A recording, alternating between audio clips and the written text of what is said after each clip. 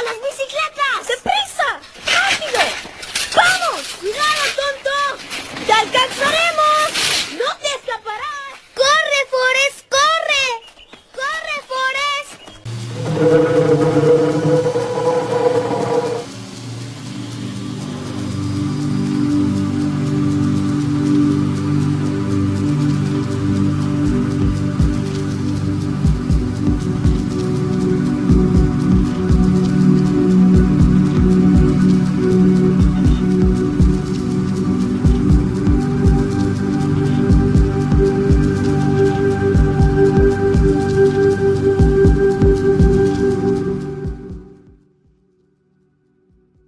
A mi querido ahijado y camarada Tomás Cody Alonso, perpetuando nuestro tiempo de fierros y pasiones.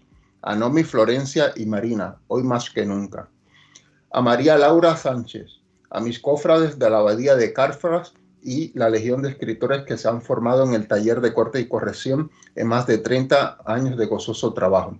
En reconocimiento al gran Walter Hill y todo su cine y todo lo que su cine representa por la inspiración, y a la memoria de Karl Elsener por su incomparable legado. Muy buenas amigos, ¿qué tal están? Espero que muy bien. Y bueno, nada, hoy tenemos una maravillosa cosa que ven aquí. Ustedes estamos aquí, bueno, déjame poner la cámara bien. Bueno, ya para este momento me conocerán, soy su presentador, el señor Rosa, alias el señor Rosa, Fran también. Y bueno, ¿qué tenemos hoy con nosotros? ¿A quién tenemos hoy con nosotros? Al incomparable, al grandioso escritor y maestro de escritores, el señor Marcelo Di Marco. Señor Marcelo Di Marco, por favor, preséntese, salude. Hola Francis, ¿cómo te va? La verdad que estoy muy contento de haber podido concretar este podcast. Es para mí un honor tener tanta gente activa en el taller y como el caso tuyo, que realmente yo siempre digo, el más lector, el más inquieto, muy talentoso, y la novela que estás escribiendo para mí realmente es un placer trabajarla con vos y sé que te va a dar muchas, pero muchas satisfacciones. Así que te agradezco mucho esta invitación a charlar un rato en tu espacio. Bueno, no, el agradecido soy yo y todos mis compañeros, porque la verdad es que es un placer y un lujo tenerlo a usted aquí, y además tenerlo aquí para hablar probablemente probablemente no, para mí es una cosa segura, uno de los más grandes y mayores directores de su época, y probablemente yo pondría de todos los tiempos en el cine de acción, por lo menos es para mí incomparable, el señor Walter Hill, y por eso leí esta cita de su novela, Victoria entre las sombras. Por favor, consigan esta novela. La he comenzado a leer hoy precisamente, ya voy por el capítulo 3. En menos de 20 minutos me puse a leer y ya no pude parar. Es una cosa, la verdad, maravillosa. Bueno. Me alegro muchísimo que te esté gustando, la verdad que sí. Mira, la dedicatoria a Walter Hill no es casual. Indudablemente, nosotros nos formamos con el cine de él. Y vos dirás, bueno, pero es un director de cine, son lenguajes diferentes, el cine y la narrativa literarias. Por supuesto que lo son, pero hay algo que los une, que es justamente la pasión por la historia intensa, en todo el sentido de la palabra, y la historia intensa, además, bien contada.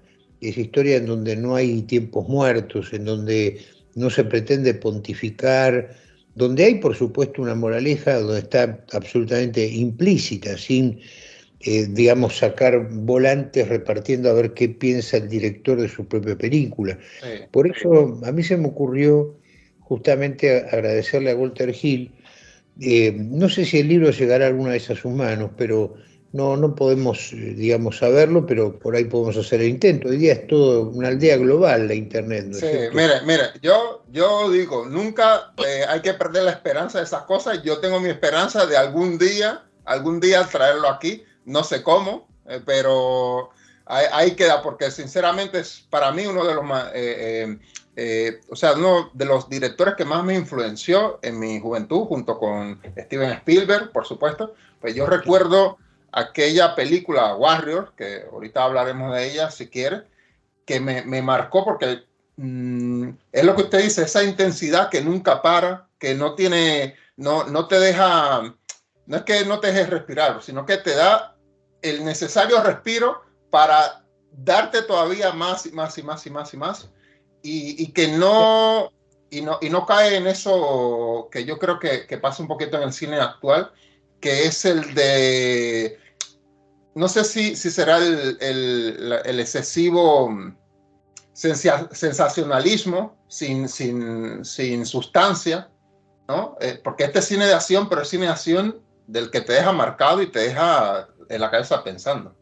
Mira, yo una vez estaba hablando con un amigo y me decía que para las películas de acción eran todas iguales, todo adocenado. Entonces me tomé el atrevimiento de mostrarle una escena de Dirty Harry, si no me equivoco. Era una película similar digamos, ¿cómo se titula esa película con, a ver, este muchacho Bruce Willis? No era Dirty Harry, con Bruce Willis. ¿The Last Man se refiere? ¿Con Bruce No, Willis? no era de Walter Hill, era una película ¿qué tiene que...? Hay unos rehenes en un edificio, es una película de acción impresionante. Ah, usted dice Duro de Matar. Duro de matar, exactamente. Uh-huh. Y realmente este muchacho se quedó muy impresionado. Le digo, vos fíjate una cosa, o sea, películas adocenadas hay no solo de acción, de terror. Es muy difícil, Francis, encontrar una película de terror buena. Son géneros muy, pero muy difíciles, ¿no? Hay una anécdota de Hitchcock, que indudablemente Walter Hill tiene por ósmosis, digamos, la influencia hitchcockiana, ¿no? Pero hay una anécdota donde hay un reportaje, una entrevista interesantísima, que le hace el director de una academia de cine. Y en un momento dado, cuando está terminando la entrevista, el director de la Academia de Cine le dice a Hitch, le dice, usted sabe, dice, cada fin de año nosotros evaluamos a nuestros alumnos haciéndole hacer una película. Y dice, el examen final es hacer una película. Y dice, la gente de primer año nos trae películas a lo Bergman. La gente de quinto año nos trae películas a lo Hitchcock. Y bueno, vos fíjate una cosa, es muy sintomático. Hitch contestó, lo cual es muy halagador, porque es cierto, es halagador. Si vos ponés una cámara fija, por más interesante que sea el guión desde el punto de vista filosófico, y la cámara vos te das cuenta que podría hacer por lo menos algún movimiento, algo que tenga cine en sí, ¿no? Es mucho más fácil eso que filmar, para poner un extremo, la escena del ataque de los pájaros en Los Pájaros, en la estación de servicio, o la escena de la ducha en Psicosis. No cualquiera filma una cosa así. Ahora, un chico de primer año de estudio, sí, pone una camarita, pone un par de actores con un guión hablando de filosofía, de Dios, etcétera, y listo, ¿no? Ya está. Así que esa es lo que yo rescato muchísimo de Walter Hill, es precisamente eso, que la explotación, el sacarle el jugo al lenguaje cinematográfico, sí, como muy pocos lo han hecho. Realmente y una cosa, maestro, que además que usted menciona, Ingmar Bergman, paradójicamente, porque yo estoy muy de acuerdo con lo que usted dice, que yo creo que más que hagan una película a los Bergman, hacen vamos a decir, un postureo a los Bergman, ¿no? A la aura de Bergman, porque el mismo Walter Hill, y en una entrevista que yo le pasé a usted, él menciona que Ingmar Bergman es un director que lo influenció, y tú ves su cine y no tiene nada que ver. Y te preguntas... No, pero hay una cosa muy importante. Lo que influencia a Walter Hill son las cuestiones filosóficas de Bergman. Ahí está la clave de la cosa. Yo te digo, en biografías, reportajes, análisis, nunca he visto un director de cine tan culto como Walter Hill. Es un autor que tranquilamente te cita a Borges, hace un homenaje a Borges en aquello del barrio de la batería, Hombre de la Esquina Rosada hay un cuentazo, es un cuento excelente de Borges, a mí que más me gusta de Borges, y justamente se menciona el barrio de la Batería, que después lo vas a ver cuando avances en la novela, hay un homenaje mío al Battery, que bueno, así se llama el barrio de los malandras de Calles de Fuego, ¿ves? Donde él tiene que ir a rescatar a Elena, no casualmente se llama Elena, ¿no? Por el Sí. rescate de Troya, claro. Bueno, Es un tipo que tiene una cultura fenomenal. La gran una... diferencia, Sí, perdón, la gran diferencia que tiene con Berman. Berman puede haber servido como motor ontológico, filosófico, pero la gran diferencia que tiene es que las moralejas de Berman y las cosas que dice Berman, uno oye la máquina de escribir, y parece que el guión lo estuviera escuchando más que viendo, y las moralejas de Walter Hill, lejos de eso, son absolutamente implícitas. se desprende de la historia. Es cierto, yo admiro a Bergman por unas cuantas películas. Por ejemplo, La Hora del Lobo me parece una película espectacular. Eso, Eh, eso es un peliculón y está considerada una de las grandes películas de cine de terror, a pesar de sí, que Berman no es un cultor de cine de terror, pero realmente es una película escalofriante. sí. Yo la he visto en cine y realmente es un golpe Es al corazón. una maravilla. También tenemos Fresa Salvaje, que yo creo que es una gran road movie. Pero es cierto lo que usted dice, que cuando son películas de estilo Los Comulgantes o Persona, son películas que realmente sientes como que el director te está diciendo, sí, reflexiona, piensa en esto que te estoy diciendo. No es interesante, no es profundo, y ahí yo creo que lo puede un poco el esnovismo y también el esnovismo de la gente que admira a Berman. En cambio, Bueno, te voy a contar una anécdota que sucedió en un cine en Uruguay. Pasaron El Silencio de Berman, aquella que era con Ingrid, con Kim Novak. Y me acuerdo, digamos, que cuando sale la gente del cine hablando justamente de la película, etcétera, El Silencio es una película insoportable. Para mí la peor película de Bergman no es esa, sino otra que se llama La Carcoma, le pusieron en España con Elliot Gould. Yo no sé realmente en qué estaban pensando cuando hicieron esa basofia, pero pasó que cuando la gente sale del cine, en este cine uruguayo, si no me equivoco fue la Cinemateca Uruguaya, salió el dueño del cine a la vereda a decirle a la gente, miren muchachos, el que quiera pasar por la boletería a cobrar de vuelta su entrada, a recuperar el dinero de su entrada, puede hacerlo. Y la gente se miraba así diciendo, pero ¿por qué? ¿Qué pasó? Y el dueño del cine, y presten mucha atención los que están escuchando esto, todo lo que significa.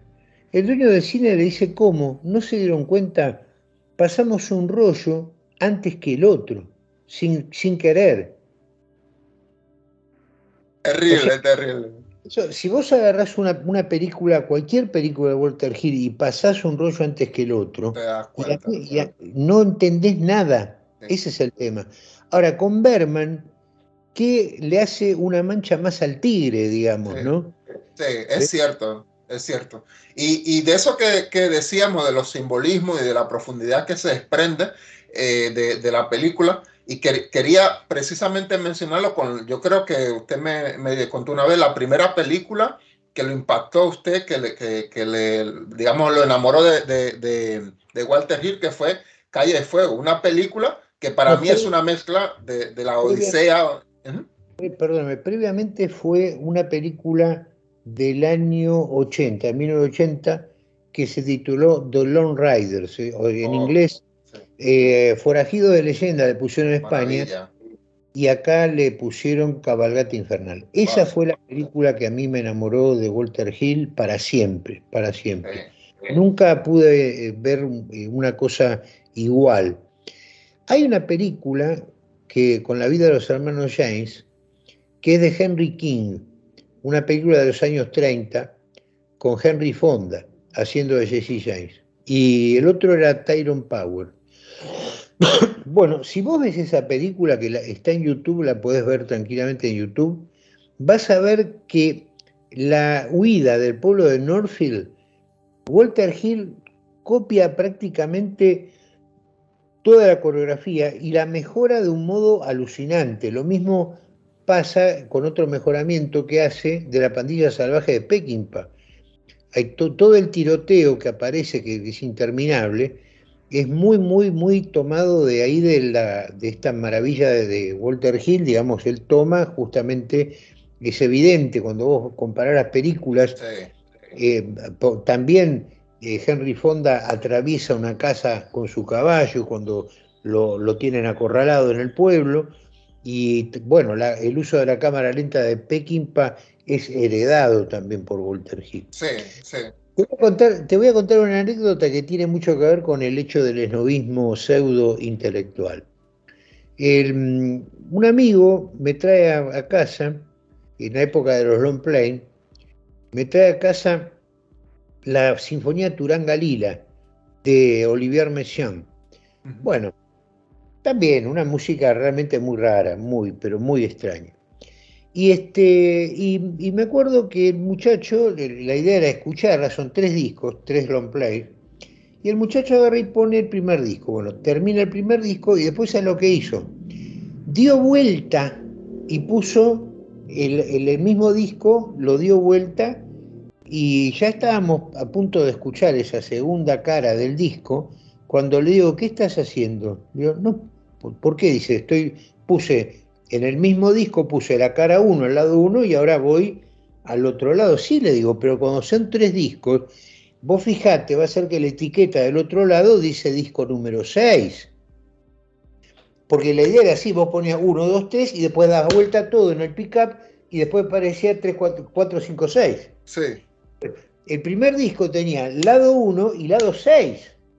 Bueno, anda. este lo había escuchado siempre, el lado 6 como si fuera el lado 2, la continuación de la sinfonía, con lo cual ahí te da la pauta de que, insisto, él le hace una mancha más al tigre. Sí, sí, Vos sí, sí. sacale 5 acordes a la quinta sinfonía de Beethoven y no se entiende nada. ¿Ves? Sí, sí, es que es eso. Yo le digo, también un poco por lo que parece raro ver una película de Walter Hill hoy día, es precisamente por esa capacidad de que cada pieza, cada comentario, cada cuestión que tú ves en el plano tiene un significado, y no es que tenga un significado profundo, sino que tiene un significado para que la historia avance, y Eso. eso me parece, la verdad, un arte que lamentablemente siento que se está perdiendo, porque hoy Efectivamente, día es muy raro. se cae mucho en el simbolismo, en la búsqueda de todo esto, y la historia como que da igual. No, no, totalmente, totalmente. La última versión de Alien, por ejemplo, la verdad que es realmente desastrosa, Sí, engrupiente, lamentablemente producida por Walter Hill. lamentable. Bueno, la primera casi casi es el director él, ojo. Sí, Lo que hay que ver también que Walter Hill es un autor que no tuvo mucha suerte en Hollywood, porque él lo dijo en un reportaje que vos me pasaste, a modo de biografía para este podcast. Él indudablemente que él hizo películas para que le gustaran a él. Él decía, vos viste en el final, ¿no? Vos podés hacer películas para que te gusten a vos, para el público, para que le gusten a la crítica. Yo la verdad siempre hice películas para que me gustaran a mí. Y es un desfasaje que hay. Calculá que esta es una carrera que tiene ya, la primera película data de casi 50 años, ¿no? Estamos hablando de 1975, Hard Times. sí, el luchador. Claro, en Argentina la llamaron El Peleador Callejero, que hace muy poco hubo una remake desastrosa. Una película realmente increíble con Strother Martin, con James Coburn, bueno, con Charles Bronson. Charles Bronson, que a los 50 años parecía un chiquito de 20. Y sí, y la verdad que tenía, digamos, tenía con qué Sí, Bronson para hacer una película así. De esa gran primera película, los guiones, los diálogos, la puesta en escena, todo te va llevando a querer ver más. O sea, Sí, son películas de Walter Hill, películas para ver, digamos, hay sí, mucho para ver. Ahora bien, no siempre fue un director regular, digamos, regular en el sentido de parejo, ¿no? Pienso, digamos, que a fines de los años, principios de los años 90, fines de los 80, la cosa empezó a cambiar drásticamente, drásticamente. Yo, gran enamorado de Walter Hill, debo decirte que Una bala en la cabeza es una película que olvidé a la semana de haberla visto, y si no me equivoco, es una película que la dirigió hace 10 años, o sea, sí. está hace 10 años sin filmar. Hay otra actividad de él como productor, como guionista y todo, ¿no? Yo acabo de ver, bueno, la penúltima que ha hecho, que es Dulce Venganza, terrible. Había momentos que estaba literalmente yo gritando, por favor, que se acabe. Es una película terrible, eh, porque parece casi una parodia del buen cine de Walter Hill. Pero una Qué parodia, sí, es... Con la última de Brian De Palma a mí me pasó lo mismo, con toda la escena esa del estadio, con los terroristas musulmanes, me pareció una especie de imitación Sí. grotesca del gran Brian De Palma, ¿no? Sí. ¿Qué pasará? Y esto se lo quisiera preguntar a usted en general. ¿Qué pasará? Porque eso yo lo veo en algunos artistas que llegan a una etapa donde parece que recaen en una, no sé cómo decirlo, en un rococó, en un manierismo de su propio estilo y que como que exageran rasgos que antes le surgían natural, de manera natural, porque por ejemplo en esta de Dulce Venganza uno ve la influencia del cómic en ciertos planos, que incluso lo pone como dibujo de cómic y todo esto, y esos personajes que de vez en cuando te dicen frases normales, pero que son muy profundas y tal, pero aquí es todo exagerado. Y es lo que digo, parece manierismo, ya no estilo, sino manierismo. Yo creo que acá hay una cuestión clave. Hay películas a las que le ha pasado el tiempo y otras películas que son inalterables. Hace muy poco volvimos a ver, ya la habíamos visto en cineclubs y todo, y ahora, gracias a Qubit, la vimos de vuelta, una película sensacional de Murnau, una película de cine mudo, si no me equivoco, del año 26, con Emil Jannings, un gran actor de aquella época expresionista en Alemania, y se titula El último, o también acá le pusieron La última carcajada, ¿ves? Es una película, es la historia de un botones, de un hotel, que se hace viejo y que lo reemplazan, lo cambian. Ahora, todo lo que la sociedad alemana significaba el uniforme, los galones, imagínate, charreteras, el gorro, ¿no? La gorra. Este hombre era en el barrio, era un sinónimo de autoridad, digamos, ¿no? Y claro, cuando entra en desgracia, todo el mundo le da la espalda, lo cambian por un botones mucho más joven que puede acarrear valijas y todo, y lo destinan al baño, al toilet, en donde tiene que lustrarle las botas a la gente, a la gente que entra en el baño, darles el jabón, acercarles el peine, etcétera.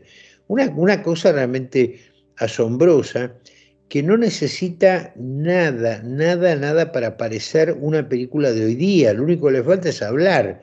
Estamos en una película de hace ya casi 100 años. ¿Mm? Y es una película que podría haber sido filmada ayer. Esa película mejora con el tiempo.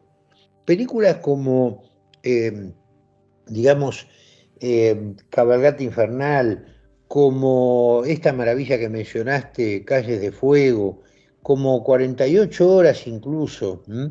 Son películas, o por ejemplo Southern Comfort, que la vimos, yo me deslumbré porque desde el año 81 la película, y yo todavía no la había visto. ¿M? Warriors, esta que mencionamos, Warriors es del 79, esta que mencionamos del 75, con Charles Bronson. Son películas que ganan con el tiempo, ganan Sí, con el sí, sí, sí. Sí, sí, es una cosa impresionante, sí, totalmente. ¿Qué pasa? Digamos, trascienden su tiempo, trascienden el estilo cinematográfico incluso. ¿Por qué? Porque son guiones absolutamente firmes, concretos, historias que empiezan acá y terminan acá, y en ese recorrido uno tenía Walter Hill una metáfora, él decía que para él la narración era un tren al cual se subía el espectador, ¿no? Él también como guionista se sube el lector y se baja el lector o el espectador cuando uno quiere. Es un tren en el que no te podés bajar y eso es justamente lo que a mí me interesa también hacer con mi literatura. Por eso el agradecimiento a Walter Hill, la dedicatoria, por la inspiración que supone sus películas. Ahora, para terminar de responder a la pregunta que me hiciste, ¿qué pasa? Hay muchas veces en donde el gusto del público no acompaña a las grandes películas. Me voy a explicar. Hoy día es muy difícil que a un muchachito que no tiene cultura cinematográfica, vos le muestres, por ejemplo, El hombre quieto de John Ford, una película del año 52. Es muy difícil que este chico tenga una respuesta positiva respecto de eso, porque sus valores, o por llamarlo de alguna manera, su forma mentis, digamos, la mentalidad de la sociedad es muy, pero muy, pero muy diferente. Se ha perdido el criterio de la familia, se perdió el criterio del deber, se perdió el Claro. criterio de la alegría del trabajo. La religión bien entendida se perdió, no hay una mirada trascendente. Todo, la visión católica que plantea Sacrificio, la idea de sacrificio, y autosacrificio. todo eso vos es absolutamente ajeno. Entonces, los chicos hoy día están amamantados por lo que tanto Walter Hill como Scorsese están denostando, que es precisamente el cine de superhéroes y todo eso, ¿no? Sí. Indudablemente que las películas, más que películas, parecerían cosas que no tienen cine, o sea, podés vos tranquilamente ir al cine y no ver cine, porque no está. O directamente clases de gimnasia. ¿No? ¿Ves? Y además, maestros, que quienes deberían reivindicar ese cine y llevarlo a las personas al común, vamos a decir, a la plebe, por decir esta palabra, que son los críticos. Luego te encuentras con una especie de crítico que es que toma estas películas no para reivindicar las películas, no para llevarlas, digamos, ¿no? Casi con el método majestético, ¿no? Llevárselo al espectador y que él mismo descubra que lo grande que son estas películas, sino que lo utilicen casi de vía, ¿no? De vector para meter sus propias ideas, sus propias interpretaciones, su cosa, y es como, al final es una traición. Estamos hablando, usted y yo, recuerdo, sobre un crítico que yo estaba buscando para prepararme esta entrevista, que hablaba en Warrior sobre que es una película que trata de la homosexualidad y todo esto. Y yo digo, mira, independientemente del tema de la homosexualidad, y no, que a mí hay películas que sí lo tratan y lo tratan muy bien, otras que la tratan peor y tal. ¿Cómo o en qué espacio de toda la película vamos a quitarnos cualquier prejuicio ético o moral sobre la homosexualidad? ¿En qué parte de Warriors, en todo su metraje de casi 1 hora y 40, tú ves ni la mínima referencia a la homosexualidad Mira, en toda la película? es porque es una manada de hombres. Y también, vos fíjate una cosa, Santa Juana de Arco, por el solo hecho de llevar espada y a los 15 años haber salvado a Francia, ya es lesbiana, ¿no? ¿Por qué? Porque usa una espada de varón. O sea, sí, acá hay una cuestión. Tenemos una mirada tan miope de la sociedad actual, que todo lo que tenga que ver con la trascendencia, con lo mítico, con lo místico incluso, es resignificada a partir de las preferencias sexuales de la gente. Sí, Por lo general, las preferencias sexuales de un director y una, digamos, comparsa de críticos que lo siguen y plantean en los medios eso como una gran verdad. ¿Qué tiene que ver Warriors con la homosexualidad? Salvo la idea de que sea una manada humana, digamos, de hombres, en donde no sé qué pueda llegar a haber sido, pero indudablemente que a la gente de antes le importaba un pito si Julio César se acostaba con varones y todo. Lo importante es el legado que dejó Julio Sí, César, su pensamiento, su criterio estratégico. Esa es la cuestión. Todo lo que tiene que ver con una ética del mando, todo eso, ¿qué tiene que ver? ¿Qué tiene que ver? claro. Es lo mismo que pretender que Oscar Wilde escribía bien porque era homosexual. Indudablemente que hay gente que está muy preocupada con esas cosas, críticos que no tienen su sexualidad del todo resuelta, gente que no la ponele en la vida y que realmente tienen, digamos, una enorme carencia y que lo único que hacen es proyectar su carencia en una ficción para sentirse más o menos un ser que por ahí existe. Como el tipo no tiene una mirada trascendente y todo pasa por su genitalidad, todo lo aplica, esa vara la aplica a todo lo que ve. ¿Ves? Sí, Y descubre homosexualidades donde no las hay. no, Esa es y mire, incluso yo le voy a decir una cosa, una película como la que yo le mencioné, la penúltima de Walter Hill, Dulce Venganza, que trata de cambio de género, de transexualidad y todo. Yo al principio, como yo vi fragmentos, yo no vi la peli completa, en un primer momento yo decía, bueno, Walter Hill se ha ido por esta nueva línea de argumentar de Hollywood y tal. La vi completa, me pareció una película desastrosa, pero me di cuenta que no era una película que realmente hablara de eso, ni que le importara el tema en sí, sino que utilizaba simplemente eso como un elemento narrativo más. O sea, y de hecho encontré una entrevista que me ratificó exactamente la percepción que había dado. Digo, wow, pues se claro, nota. depende, digamos. Mira, el otro día estábamos viendo con Nomi una versión de la ópera La Fanciulla del West, que transcurre en el lejano oeste. Eh, digamos, por la ropa y todo, el director de escena la hizo transcurrir en los Estados Unidos modernos, digamos, por la ropa y todo.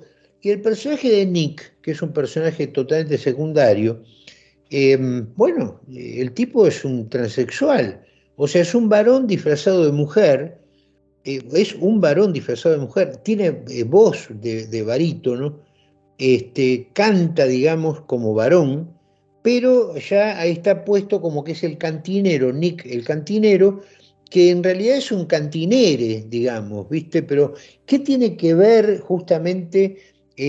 Bueno, hay un curso, esto yo lo he visto y si no me lo crees te lo muestro, hay un curso para cómo incluir personajes LGTB, como se diga, dentro de las obras. ¿Cuál es la necesidad? Honestamente, no lo sé. Pero, ¿sabe? Esta es mi opinión personal sobre eso. Yo creo que las personas que hacen este curso, y lo voy a decir así sinceramente, no consideran seres humanos a las personas de otras sexualidades. Porque si tú necesitas un curso para hacer eso, como si fueran unos extraterrestres, no se tratan de elementos humanos, ¿no? Porque yo podría hablar, por ejemplo, en una novela sobre un personaje homosexual y simplemente tomando mis experiencias humanas sobre lo que es el amor, el odio, el miedo a la muerte, todo esto, construir un ser humano completo. Y yo recuerdo, y perdone la cita, yo recuerdo que usted creó un personaje homosexual en la última obra por la que por suerte fui el lector beta homosexual, me pareció muy humano y un personaje, bueno, ni siquiera uno, dos, que tienen ese tipo de sexualidad y son personajes totalmente humanos, totalmente creíbles, que uno puede considera, es que tú lo puedes ver como frente a ti y lo ves como persona. Y yo no creo que usted haya hecho ningún curso de nada, ni que su sexualidad tuviese nada que ver con eso, sino simplemente su experiencia humana, ¿no? Claro, no, seguro, seguro. Pero, digamos, poner el acento justamente en la sexualidad del personaje para mí habla de una enorme, enorme filiación a la Agenda 2030 del nuevo orden mundial. Indudablemente que son peones y esclavos de Soros, no hay vuelta de hoja. Tal cual. Una pregunta, maestro, y volviendo a Calle de Fuego. Yo hice un análisis de esa película para este canal y recuerdo el personaje de William Dafoe, ¿no? este personaje motorista. Raven. Raven, sí, además Raven, ¿no? Como el cuervo. Yo creo que esa debió ser una referencia a Poe, porque Walter Hill es muy dado a esto.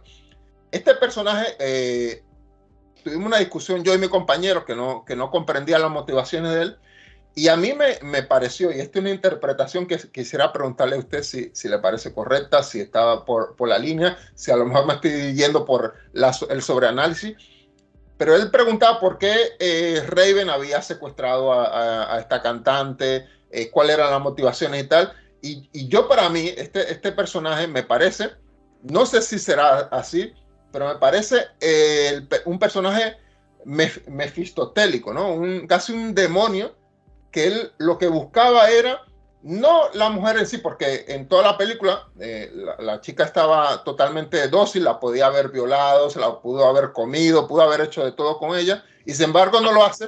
Y en toda la película lo que se muestra es como él intentando convencerla para corromperla. Entonces a mí me encantó ese tipo, porque de mal, ¿no? Que se muestra de esa manera, y que yo creo que Walter Hill, por lo profundo que hace su personaje, es una posibilidad que para él esa sea su intención, que es eso, ¿no? De un personaje que no simplemente es el malo porque sí, sino que a él lo que le interesa es eso, no solamente destruir la belleza, sino corromperla, volverla su esclava, o sea, que ella quiera ser su esclava, no sé, es como muy perverso. No, es el mal por excelencia. Y el cuervo con todo lo que significa como ave negra, como ave de la noche. Para mí es una composición de personaje sensacional. Él en un momento le dice, cuando ella está atada a la cama, él le dice, él está jugando a las cartas de tanto y tanto la va a visitar, la acaricia, con una cara de lascivia, admirando la belleza de Diane Lane. William Dafoe es su papel más enfermo para mí. Muy crazy, muy totalmente. Y le dice en un momento, dice, en un par de días de amor conmigo, que tengamos un amor y después te libero. O sea, su pretensión es simplemente cumplir un acto absolutamente coital, sin ningún tipo de ternura. Digamos, su universo es el infierno de Willem Dafoe, es gente, digamos, motoristas, motociclistas, gente, digamos, de muy baja ralea, que juegan a las cartas, tienen, digamos, un concepto muy cosificante de la mujer, como se lo ve, por ejemplo, en la escena de esta chica, esta cantante, con el pianista y todo, y la gente, digamos... Bueno, chica o chico, porque yo tengo mis dudas, la parte esta de tal me pareció más que era un chico, pues queda ahí, ese personaje ahí queda ahí un poquito flotante. Es un poco andrógino, tiene una malla, pero no, es una chica, la forma de mujer las tiene.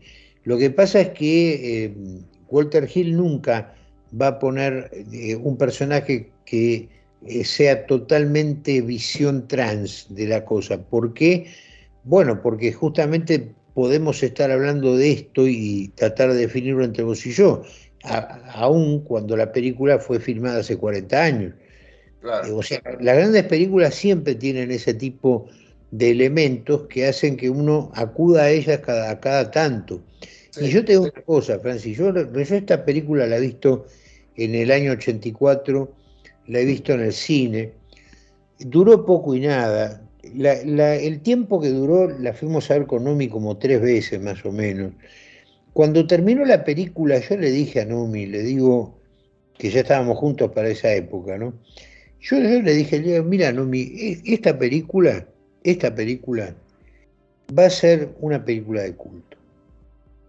Con los años me entero de que efectivamente en su país, en Estados Unidos, vos sabés que el personaje de, ¿cómo se llama? Michael Paré, iba a ser un personaje de 3 películas, iba a ser una trilogía. Y fue debut y Tom despedida. Cody. Tom Cody, que justamente le pongo el personaje mío se llama Tom Cody justamente por él. La cuestión es que, te spoileé algo, porque en ningún momento hasta ahora el capítulo 13 se dice cómo se llama el chico. Bueno, la cuestión es que, digamos, se convirtió o sea, este fiasco, porque no pudo filmar las otras 2 películas que tenía planeadas porque fue un fracaso. No sé en qué estaba pensando la gente para que una película tan maravillosa, de las mejores películas que yo he visto en mi vida, sea un fracaso. Honestamente, no entiendo qué pasa por la cabeza de la gente. Digamos, la verdad fue calamitoso. Y nunca más pudo filmar nada con este personaje, pero se convirtió en una película de culto. Se convirtió en una película de culto. Es que es una película que mezcla tantos géneros, tantos elementos, citas literarias y todo, y es lo que decíamos, que todo queda muy orgánico, y sus significaciones y sus elementos, porque es al mismo tiempo una ópera, es un western, es una road movie, es una historia de amor, es un musical, o sea, ya ni siquiera ópera, sino musical, es muy rara, pero al mismo tiempo es todos esos elementos que incluso la ropa, ves que es de una época, de otra, te puede llevar a un tiempo, a otro, todo eso se anuda increíblemente, es tan orgánico, no pareciera que realmente te están contando tantas historias distintas, y es como precisamente como dice la cita al comienzo, ¿no? En otro mundo, en otro lugar, porque claro, es un universo nuevo totalmente de lo que te está contando. Para el espectador que no lo sabe, la gente que está escuchando, viendo este podcast, hay un cartel en el comienzo de la película donde dice Another Time, Another Place. Con eso ya queda abierto totalmente en otro tiempo, otro lugar, abierta la posibilidad de la fábula y la posibilidad de los cruces vestimentarios que hay, las armas. Hay momentos, digamos, que uno realmente no puede decir que estamos en Estados Unidos, digamos, filmándolo. Por supuesto, hay en Manhattan un barrio que se llama el Battery, pero honestamente, en una ciudad en donde los policías caminan como Carlitos Chaplin y tienen esas gorras facetadas de la época de los años 40, ¿viste? Y después se dice que Tom Cody viene de una guerra, nunca se dice qué guerra es. Sí, y además que pareciera, por todos los elementos, que fue una guerra que perdieron. No sé si se da cuenta. Como que no, eso no me di cuenta. Sí, por la sensación que te dejan todos los personajes, porque Tom Cody y también su compañera, esta McCoy, también lo ve deprimido, ¿no? O sea, son soldados que no solamente que han pasado por la guerra, sino que se siente como, o por lo menos en mi sentimiento yo, al ver la película, de que no son los soldados que vienen de una victoria, son soldados que... Bien pensado, es cierto, tal cual. Pero, digamos, también te muestra una cosa muy, muy interesante. Parecería ser esos personajes que han tenido que pasarla brava en aquella Southern Comfort, llamada en La Presa, que es una película de muy pocos años atrás. Está, para que vean el espectador, para que se haga una idea, viene el Warriors, después de aquella película, digamos, primero el de Driver, antes Hard Times, después viene Warriors, del 79, Lone Riders es en el 80, La Presa del 81, ahí al toque en 48 horas, un exitazo, después Calle fue un fracaso total, y para darse una idea, digamos, de cómo viene el espectador de este podcast, cómo vienen los tiempos, ¿no? Sí. Posiblemente, digamos, ahora que me lo haces ver, posiblemente los de La Presa de Southern Comfort del 81 vuelven, digamos, de la guerra, de una guerra muy particular que sufrieron, y son justamente, no es una actitud triunfalista ni nada menos que se traduce en Calle de Fuego. Sí, es verdad, es verdad. Hablando de la presa, ¿no? Que como yo la conozco, esta película representa muy bien lo que nosotros, o más bien lo que usted mencionó al principio del podcast, que es no buscar, vamos a decir, no metáfora, sino no buscar ser una película con moralejas fáciles, sino que todo se desprende de su propia historia, porque uno ve la película y lo primero que se te viene a la mente es la guerra de Vietnam, ¿no? Es una fábula de la guerra de Vietnam, pero Digamos, por el parecido que tienen claro, justamente los escenarios, que está con claro, los Cajun en la Luisiana. claro, pero al mismo tiempo es un poquito más, porque te está hablando de un conflicto social, te está hablando de tipos humanos masculinos, ¿no? Casi vamos a decir, te comienza a hablar de cositas y todo eso no se desprende como usted dijo, del estilo Bergman, oye, concéntrate en la fábula de Vietnam, este es Vietnam, no, sino la No, historia en sí. en esta película, digamos, si Berman hubiera filmado La Presa, hubiera aparecido en un momento uno de los personajes diciendo: ya vemos lo que sucede en un grupo humano en donde la autoridad es cuestionada y la indisciplina empieza a trabajar en los corazones de los hombres. Sí, Procuremos, queridos hermanos, volver a la normalidad, ¿viste? Eso es la de Berman. hubiese salido el tipo que se dibuja la cruz diciendo, sí, esta es la muerte, este es el sufrimiento, esto es lo que sufren aquellos como en Vietnam, no sé qué. Exactamente, tal cual. Y uno, digamos, hubiera recibido no la polivalencia maravillosa temática que recibimos cuando vemos La Presa, sino hubiera recibido una obra absolutamente unívoca, con una sola dirección, con un solo significado. Esa es la gran macana. Eh, yo pienso que a los intelectuales les interesa ese tipo de cine, tipo Berman, justamente porque son muy intelectuales, son Sí, gente que pero, no tiene vida. pero digamos, ¿no?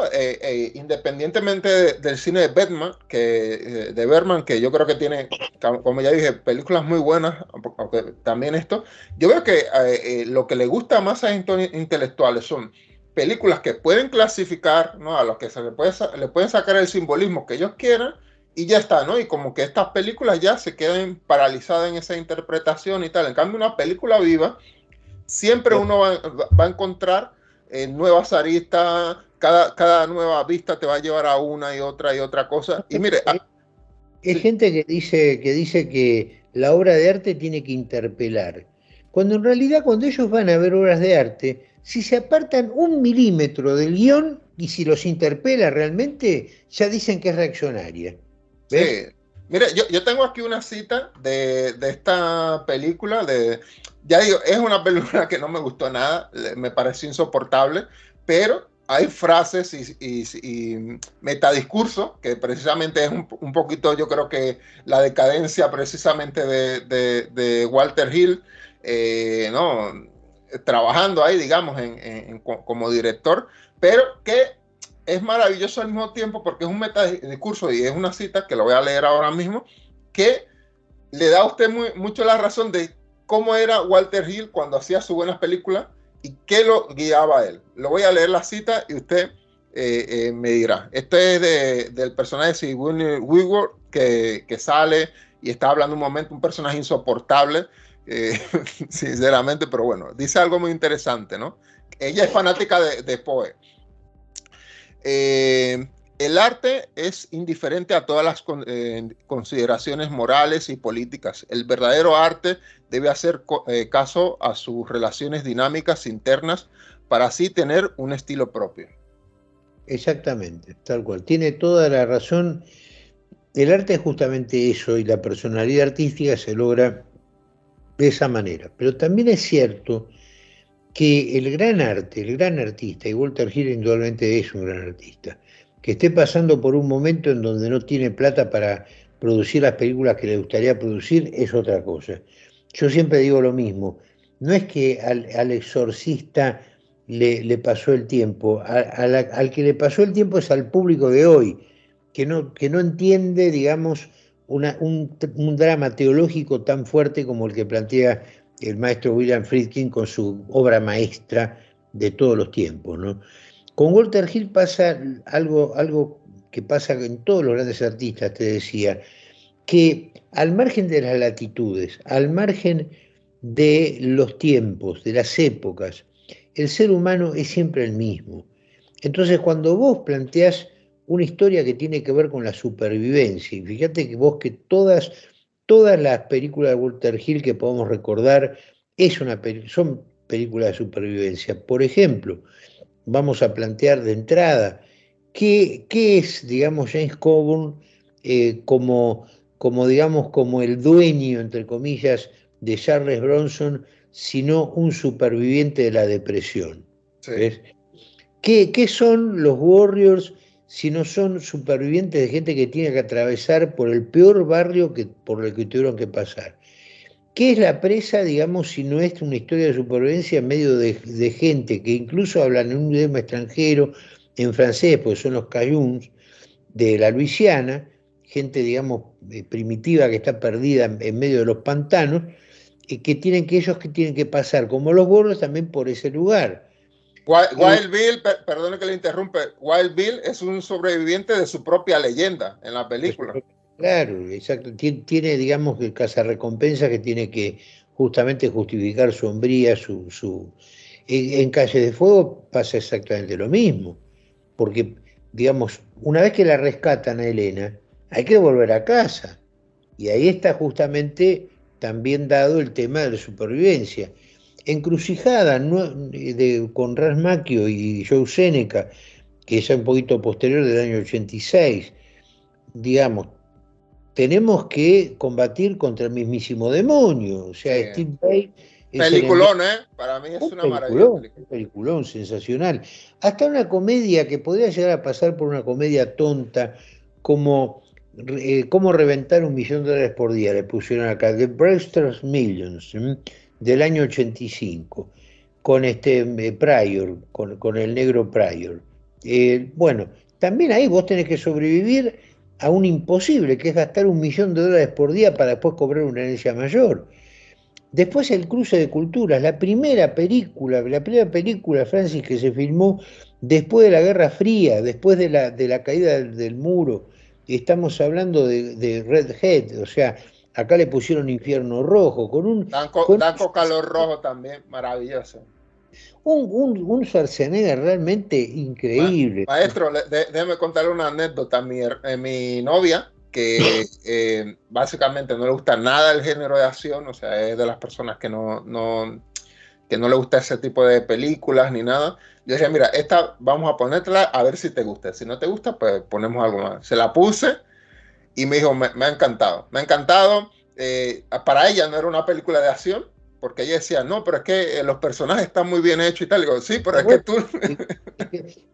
Pasó lo mismo que la anécdota que te contaba yo al principio con este amigo que decía que las películas de acción eran una porquería, y cuando vio de repente una como la que mencionamos con Bruce Willis, ¿no? Y el tipo se quedó con la boca abierta, porque lo que se privilegia, ya sea una película de terror, ya sea una película, una comedia, un policial, un western, lo que realmente se privilegia y lo importante de la cosa es qué pasa con la gente ahí adentro, no la cantidad de tiros que se embocan o se yerran. Es justamente las relaciones humanas lo que siempre va a prevalecer. Por eso te digo que al margen de los géneros, subgéneros, para mí, por ejemplo, y esto creo que lo hablamos fuera de micrófono, ¿no?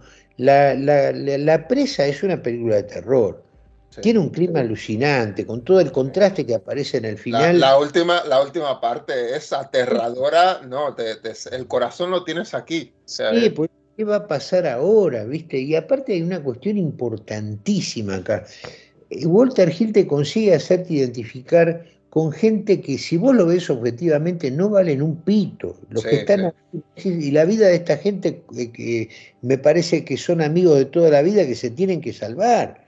Ahí me recuerda muchísimo a Sam Peckinpah, porque él también hacía eso, te ponía los personajes, los seres humanos más despreciables que tú en la vida real no te acercarías y te cuenta compañerismo, te habla de la hermandad, de todo eso a través de estos personajes. Y yo creo que, no sé si lo habrá tomado, yo creo que sí, porque Walter Hill siempre ha dicho que que Peckinpah era un referente para él, pero desde luego esa parte, ¿no? de contarte pequeñas historias, o sea, la historia de pequeños personajes o mediocres, y que te, ¿cómo decirlo? Te hagas, se te resulten interesantes y se te vuelvan muy, muy cercanos. Es una habilidad que también yo creo que no es muy fácil. Por un proceso de identificación, digamos, digamos, ¿quién puede decir que jamás tuvo una situación de persecución, una situación de supervivencia, una situación en la que tenía que sortear pruebas iniciáticas para poder llegar de vuelta a su tierra? Hay un peliculón que no se menciona mucho, que también tiene que ver con una situación de supervivencia en medio de un clima hostil. Hay unos bomberos descubren que en la casa de un tipo, digamos, que tenía, se prende fuego el tipo, resulta que el tipo había escondido en una casa unos cálices de oro, ¿ves? Aparte no es cualquier No es objeto. con Ice-T, creo que esa película, con el rapero Ice-T, me parece. Claro que sí, con Ice Cube, por ejemplo. Es una pandilla de negros que viven ahí en ese lugar, lo usan digamos, de aguantadero, de guarida, usan la casa en donde esta gente tuvo la peor idea que pudieron haber tenido, que es ir a investigar a ver si encuentran el oro de ese viejo que se murió quemado por la culpa, que creó su propio infierno. Bueno, esa es una de las más grandes películas de Walter Hill. ¿Vos la viste esa? No, esa no la tengo. Mire, termino este podcast y me voy a poner, porque la había escuchado, no sabía que era de él. O sea, había escuchado, me pareció interesante, digo, oh, qué interesante trama de todo esto, y no sabía que era de él. Mira, qué curiosidad. Tres Paz se titula. Acá, ¿sabés cómo le pusieron en castellano, por lo menos en Argentina? Oro y cenizas. No está mal. No es mal título, para nada. Pero fíjate vos que tenemos una película de Walter Hill realmente sensacional, con una tensión, una intensidad. Lo mismo pasa con su guión bueno, Dan O'Bannon hizo el guión, él metió mano también. Me refiero a Alien. O sea, un grupo humano a merced de un monstruo también se da una situación de persecución y de supervivencia. Para mí es justamente eso, yo todo eso lo heredé de Walter Hill y fue a parar a mi novela, a mis dos novelas, la que acaba de salir, Victoria en el infierno de las pesadillas Sí, vivientes. que también la tengo, por si acaso. Exactamente, y la primera que es Victoria entre las sombras. Sí. Para mí la deuda que le tiene todo narrador a Walter Hill, porque él creó historia, creó escuelas también. La historia de 48 horas de los policías no son amigos ellos, es gente que se detesta. Nick Nolte y el otro, ¿cómo se llama el actor? Eddie Murphy. Eddie Murphy. Una maravilla, una genialidad. Una maravilla. Y yo me lo vi en el doblaje español de España y en el latino. Sentí que en el latino se autocensuraron un poco porque el de español de España y en inglés, los subtítulos y lo que dice es increíble. Eddie Murphy, hay unas frases bueno, la que me mataba siempre era... es que no, llevo no sé cuánto tiempo en la cárcel, no he comido bacalao. Cualquier cosa, te dicen cualquier cosa, pero bueno. La cuestión es que estamos también atravesados por una falsa moralidad que hace que la gente traduzca en ese sentido y que llamarlo, por ejemplo, negro sandía Nick Nolte a Eddie Murphy, parecería como una especie de enorme rasgo de racismo. Realmente Bueno, es... esa Y a es mí una cosa. Sí. es realmente notable, ¿no? Pero bueno, otra gran película, Johnny Hanson. Esa no la he visto tampoco. Tengo esa en lista para ver. Y maestro, antes que se me vaya la pregunta que quería hacerlo, porque usted mencionó su novela, y yo sé que otro gran referente de usted es Stephen King. Y para mí, en lo personal, yo veo que Walter Hill es para el cine lo que Stephen King para la novela, incluso yo diría un poquito mejorado, en el sentido de que no solamente por su arte, ¿no? De tomar detalles, de construir el mundo vivo sobre historias comunes, ¿no? Sino también de que de esa manera cuentan la historia de Estados Unidos, ¿no? Digamos, tenemos Jerónimo, que es la historia del último, el último, ¿no? De esta raza de indios rebeldes. Tenemos también Cruce de Camino, que es la historia casi fundacional de rock and roll. Tenemos La Presa que mencionamos, que es la historia, aunque es mucho más, es la historia del vamos a decir, la confrontación de las culturas en Estados Unidos y la derrota ante Vietnam. Tenemos todo, y yo siento como, porque en Stephen King también está eso, de que cuenta, vamos a decir, los mitos fundacionales de Estados Unidos a través de su novela, y Walter Hill lo hace también. Yo creo que Walter Hill, también por el medio, lo mejora a lo que sería Stephen King, porque Walter Hill no tiene esas cosas que a veces tiene Stephen King, que le sobran páginas y temas. Walter Hill Sí, siempre va ahí, pero yo los relaciono mucho en su manera y en sus temas. No sé sí, si usted cree lo mismo. sí, porque hay, digamos, hay una un gran ímpetu narrativo en los dos.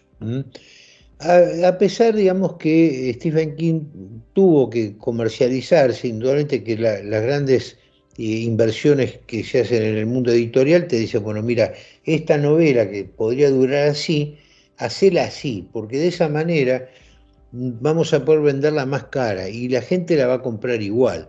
Yo estoy leyendo, sufriendo a duras penas, una novela de Stephen King llamada Insomnia, titulada Insomnia, de mediados de los años 90, y realmente voy por la página 270 y todavía no empezó, Francis. Es su dulce venganza, ¿no?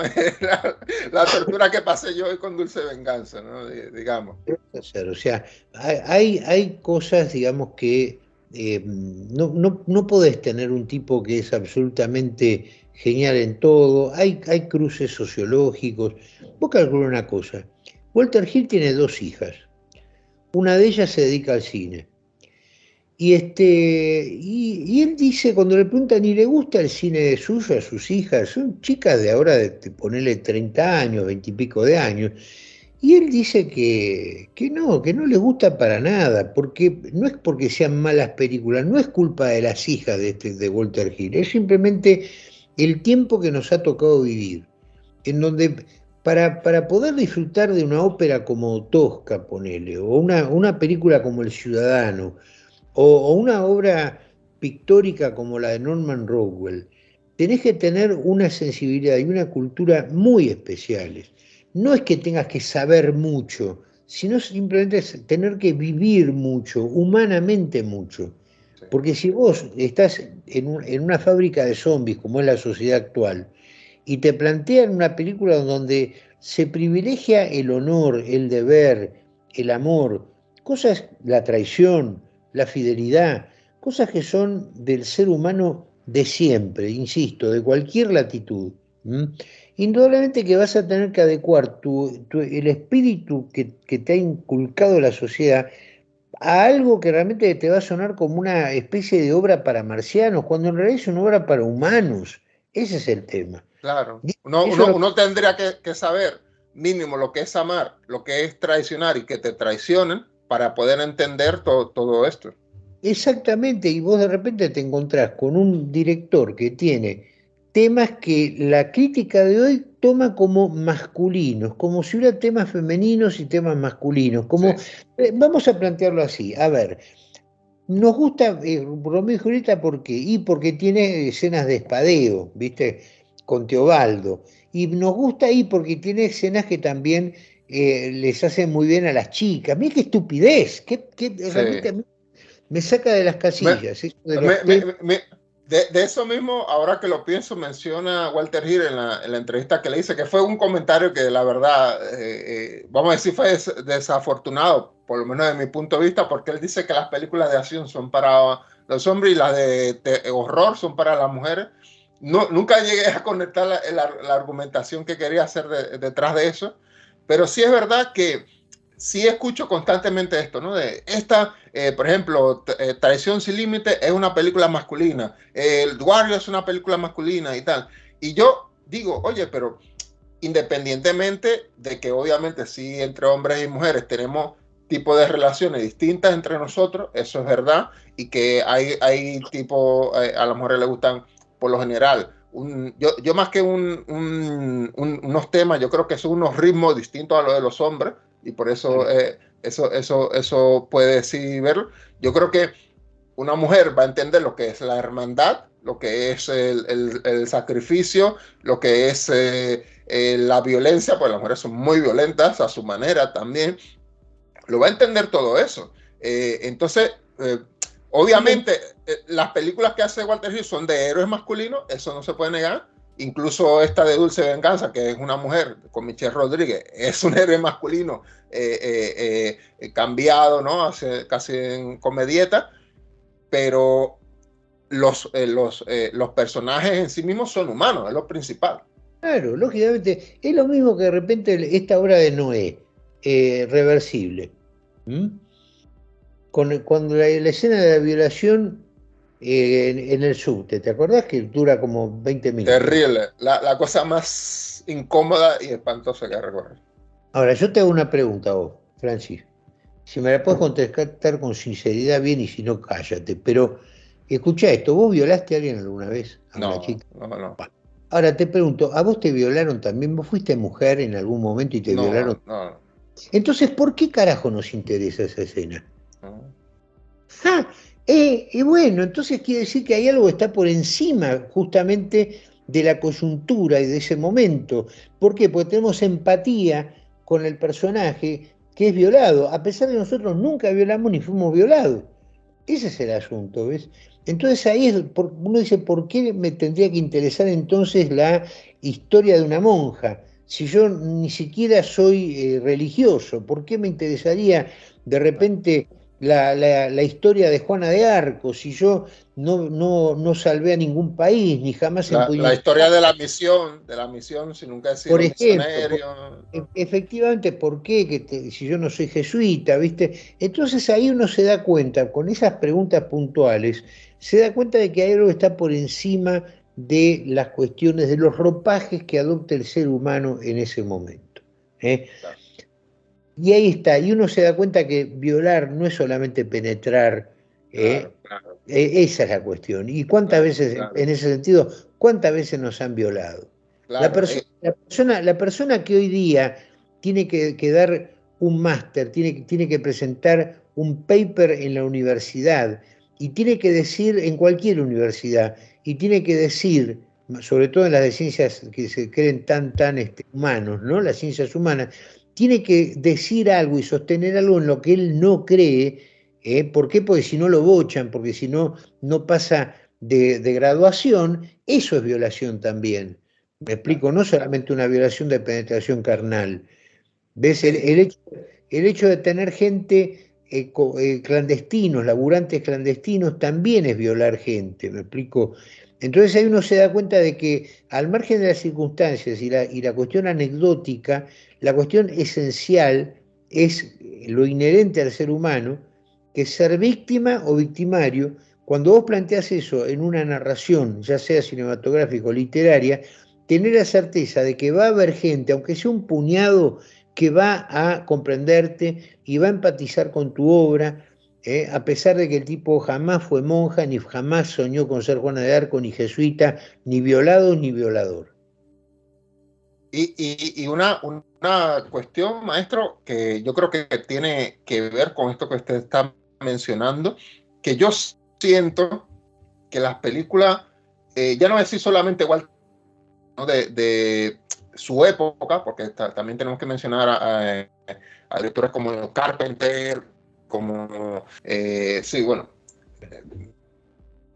yo qué sé, John Huston, que yo creo que tiene mucho que ver también con estos directores lograban una cosa que a mí me resulta, a lo mejor si yo también tengo mis manías, que lo veo así, pero que yo veo en el cine de acción de hoy y en el cine en general, que cuando se plantea una situación de violencia, por ejemplo, una película como John Wick, que a mí me encanta, yo me divierto muchísimo, yo no siento que haya violencia real, sino que me parece casi una violencia recreativa. Y en cambio, cuando veo una película de acción de Walter Hill, ahí hay una violencia psicológica que te hace, que te conmociona, porque es como usted dice, que tú te encarnas y sufres con personajes, incluso con los personajes que enemigos, ¿no? Pues como que le dan un balazo y es verdaderamente un balazo que duele, ¿no? Y me recuerda, perdone que para terminar, me recuerda muchísimo también Paul Verhoeven, que cuando tú ves en Robocop el tiroteo, todo eso, que es un simbolismo a Cristo y todo, pero cuando tú ves esto, no es una violencia simplemente de disparo, piu, piu. No, seguro. Yo honestamente, cuando termina Calle de Fuego, cuando los bombers se lo llevan casi a rastras en su motocicleta, se lo llevan a Raven, al Willem Dafoe, eh, ¿no te dio un sentimiento de piedad por el personaje? Sí, Por un lado, la alegría de ver que el universo, el cosmos se completa en el sentido bien mal, no maniqueísta, sino el orden, la estructura redonda, decir, bueno, el mal fue vencido, pero al mismo tiempo yo sentía un sentimiento de piedad, por un lado alegría de que perdió, y por otro lado mucha piedad por el personaje, porque te muestra la poca cosa que en realidad era este Raven, ¿no? Este violador este, que realmente no merece ningún tipo de contemplación. Sin embargo, la cámara lo muestra y vos lo sentís como un tipo sí. cristificado, digamos, ¿no? Como un... Me recuerda a Lucifer del Paraíso Perdido de Milton, ¿no? De ese Lucifer por el que al final acabas sintiendo compasión casi por por su- algo humano. ¿Sí? claro, en Dante pasa lo mismo, o sea, el ser más solo y más frío por excelencia. Y bueno, también pasa con los malos, con la mala gente. Uno piensa, qué lástima todo lo que se están perdiendo, ¿no? Todo lo que, una amistad trunca, todo lo que se pudo haber ganado si la gente tuviera un poquito más de consideración por el otro, si no fuera simplemente una cuestión vampírica la amistad, en donde Sí. uno tiene, digamos, usa a la gente en lugar de amarla. El inteligente no ama, digamos, desde un punto de vista meramente carnal. El inteligente ama desde un punto de vista trascendental. Y el bruto no ama, el bruto solamente usa. Esa es la Y, y, clave. y lo impresionante, ¿no? De estos villanos, ya digo, ya no solamente Walter Hill, porque yo creo que otros directores también lo consiguen, es que tú llegas a sentir la compasión por ellos sin que se te haga necesario que te comiencen a justificar, que es otro mal del cine que yo veo hoy día, que los villanos y el mal te lo comienzan a justificar. Ay, que de niño le hacían bullying, que su padre lo tocó y todo esto y tal. Y yo pienso, oye, que a Eso, todos hemos pasado todo esto y nadie se dedica a matar. y sí, lógicamente, es simplemente una resignificación del universo cinematográfico en la justificación del mal. Es simplemente esa justificación del mal tiene que ver con la pérdida de la trascendencia, la pérdida del concepto de mal. Esa es una cosa muy importante que uno ve en las películas de Walter Hill. Puede haber matices, pero en las películas de Walter Hill se muestra que hay gente mala y que hay gente buena. Claro, En Traición Sin Límite tenemos a Nick Nolte y tenemos a ay, ¿cómo se llama? A este actor que es buenísimo. Bueno, tenemos a Nick Nolte y tenemos al amigo, ¿no? Que hace de amigo de Nick Nolte. Y claro, tú tienes a este personaje que tú puedes entender que en algún momento de su vida se desvió porque ellos eran dos chicos reverdes y todo esto, pero sabes que es una mala persona, aunque sea su amigo. Sabes que es una mala persona y no hace falta que te estén justificando el origen de su mal. Es mal y ya está. O sea, no. Y, Está, porque el mal es esencial en ese tipo de personas. Ahora, como en la psicología moderna, los magos del discurso de la posverdad te dicen que no existe ni el bien ni el mal, entonces, ¿qué sentido tiene filmar una película en donde a vos, digamos, te pasa algo realmente muy, pero muy jorobado? Ahí es porque se trata de dos cosas. Primero, no haber vivido. Y segundo, no tener ni idea de la psicología humana. Porque si a una persona así, uno de esos psicólogos, Dios no lo quiera nunca, pero le matan un hijo, se lo violan, le cortan la cabeza, ¿no es cierto? Y el tipo va a decir ahí qué buenos que son o qué pobre infancia que tuvo esta gente, ¿no? es súper interesante y mire la serendipia, que ayer me vi un video de un canal, ay, que no me acuerdo, bueno, creo que se llama Jeff, lo voy a poner también como bibliografía en la descripción de este podcast, que él menciona en un análisis que hace de la nueva película del Exorcista, que parece que es pésima, es terrible, que él dice sobre él, perdón, él va a la película original y menciona algo que a mí me pareció muy interesante, que él dice: hoy día tenemos estos relativistas que siempre, cuando tú le quieres hablar de la bondad y del bien, siempre te están diciendo, bueno, el bien es relativo, no tal, pero el mal absoluto es difícil de negar. O sea, el mal absoluto, y en la película de Exorcista pasa también, el mal, en toda su manifestación, es difícil de razonar, de razonar. Entonces, yo creo que hoy día se intenta hacer eso, pero cuando pasa algo terrible de verdad, como lo que usted menciona, que le pasa a esta persona, por muy relativista, por muy psicologista que sea, no va a decir, sí, pero es que visto de una perspectiva, no hay que acusarlo, sino porque tienes que ver los elementos de su infancia y su entorno y todo esto. Todo lo que ellos quieran, pero a nadie le gusta que lo roben, a nadie le gusta que le mientan, a nadie le gusta que lo maten, a nadie le gusta que le miren a la mujer. O sea, el decálogo está presente en la vida de todos nosotros. Y la gente que dice justamente que es por una cuestión religiosa, que no hay, es mítica, que no hay, digamos, una objetividad, porque cada uno se arma su moral a su manera, ¿no? Esa misma gente que cuando llegan a Notre Dame se quedan fascinados por una arquitectura de la iglesia oscurantista que ellos dicen justamente denostar, no se dan cuenta de que cuando van a Europa no pueden dejar de reconocer a San Marco, no pueden dejar de reconocer a Notre Dame, a la Catedral de Sevilla, se quedan con la boca abierta. Estos falsos intelectuales justamente son los primeros que no les gusta que les metan la mano en el bolsillo en cualquiera de esos viajes. Porque cuando te dicen, tuvimos un portero en Notre Dame que nos quería cobrar de más. Bueno, ¿eso está bien también? ¿Es relativo eso? No. Claro.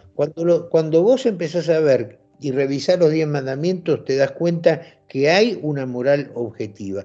Si no fuera así, si un violador diera lo mismo que un santo, no existiría el arte ficcional, no existiría la ficción, porque no tendríamos un parámetro, solamente sería una sucesión de imágenes en movimiento, que es justamente en lo que se ha convertido el cine hoy día, o las películas, mejor dicho, hoy en día, y tendríamos un vaciamiento moral muy importante que parecería ser el pan cotidiano en esta sociedad desmoralizada, en todo el sentido de la palabra desmoralizada. Hasta en directores como Sam Peckinpah, que toca personajes que son, vamos a decir, la sal de la tierra, lo peor, uno siempre ve que, o bien estos personajes están sufriendo porque hay una, vamos a decir, la moral se ha evaporado, se ha destruido, entonces se lo ve sufriendo, o son personajes morales, o están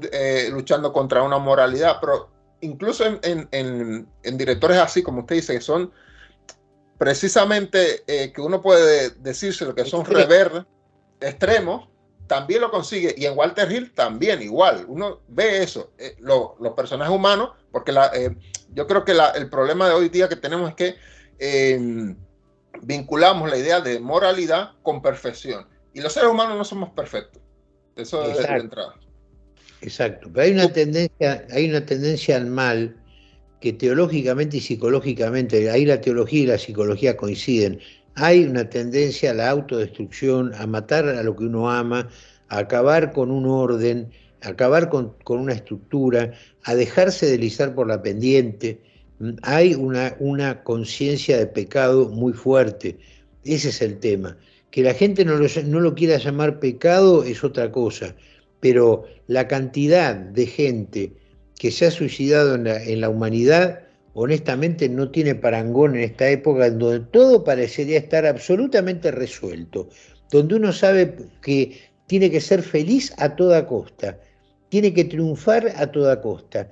Y cuando el tipo fracasa, o ni siquiera hace el intento para ver si puede triunfar o fracasar, ahí viene el vacío de la vida, y el sentido de la vida se le fue por la alcantarilla. El ser humano, Francis, va a ser el mismo siempre.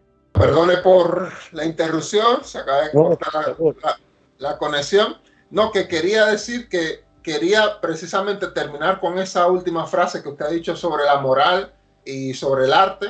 Pues me parece muy interesante, me parece una frase tajante con la que deberíamos terminar este podcast. Y antes de que se vaya, yo siempre, antes de terminar todos los podcasts, siempre pregunto a mis colaboradores, y luego digo yo también, un material que quieras recomendar, película, libros, cómics, que no hablamos de cómics pero el señor Walter Hill, la verdad, habría también mucho que mencionar sobre su relación con los cómics, o cualquier cosa que a usted se le haga interesante mencionar de material para que consuma, incluso ópera, que yo sé que usted es un amante de la ópera tremendo. Y nada, para recomendar a las personas que estén aquí. Bueno, mira, yo en historieta recomendaría una obra francesa de Didier Comé que se titula Silencio. En sinfonía recomendaría la Sexta Sinfonía de Mahler. En cine yo recomendaría El Hombre Quieto. En pintura, todo lo que tiene que ver con la obra de Norman Rockwell. En ópera les recomiendo Turandot, de Puccini. Para mí es el culmen de la operística del siglo XX. Después de eso, calculá que empezó el cine, ya no había necesidad de escribir ópera. ¿Qué otro arte me queda para investigar? Teatro, narrativa. En teatro yo recomendaría mucho todo lo que tiene que ver con el expresionismo alemán, Franz Wedekind, por ejemplo, Georg Büchner. Me da la impresión de que todas estas obras son capitales para entender el siglo XX. En poesía, mi recomendación pasa por el siglo de oro español. Y en literatura, digamos, eclécticamente esta elección, yo diría que hay algo que no hemos mencionado en este podcast, pero tiene muchísimo que ver con la formación de un Walter Hill. Y me refiero a esta recomendación que les hago fervorosa: no dejen de consumir la serie negra norteamericana. Los autores, los llamados hard boys, los Hammett, los Kane, los Goodies, los McCoy, toda esa pleiad de autores que nos han enseñado a contar, y que sin ellos no hubiera existido un Walter Hill, con toda certeza. Pues me parece fabulosa esa recomendación. Yo solamente voy a hacer una recomendación. Marcelo Di Marco, toda su obra completa. Prometo que voy a intentar traerlo a usted de nuevo para hablar precisamente de su obra. No solamente de este libro, quiero hablar de Victorias en el mundo de las pesadillas vivientes, si mal no recuerdo, y quiero en el infierno de las pesadillas vivientes, y también quiero traerme Noche de Insomnio, creo que era la serie de cuentos. 25 años de insomnio, tal cual. Sí, pues me encantaría también traerlo. Entonces eso, espero que usted esté dispuesto. Y bueno, nada, maestro, me emociona que sea además usted la primera persona de esta nueva serie de entrevistas que iremos haciendo. Y bueno, yo creo que además un canal como el nuestro que se dedica a hablar de narrativa, de todas estas cosas, no pudo haber tenido vamos a decir, una inauguración para este segmento de entrevista mejor que usted. Muchísimas gracias. Y nada. He pasado 1 hora y cuarto, 1 hora y 20, muy pero muy feliz, con preguntas sumamente interesantes. Me dieron pie para poder lanzar respuestas que creo que a la gente le puede llegar a venir muy pero muy bien. Así que indudablemente que este podcast cimenta todavía más nuestra amistad. Nada. Pues nada, señores, mi público, mis oyentes, hasta luego. Chao, chao. Gracias por todo. Chao, maestro.